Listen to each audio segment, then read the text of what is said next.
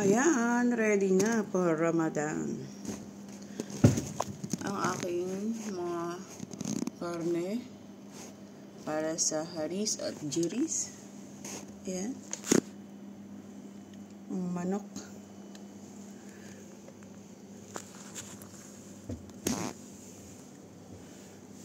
Ang dami na talaga.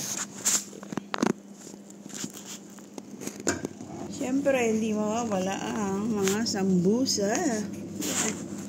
Sambusa. Lahat yan. Ready na, kompleto na yan. Ito ang dalawang freezer is puno na ng pang Ramadan.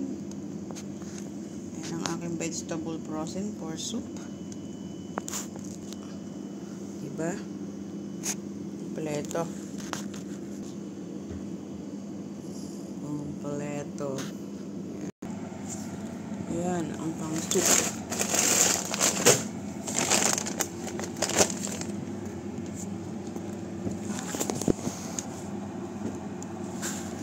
Meron pang ulo ng tupa. Ayan. Puso atay. At saka yung kanyang paa. Ayan.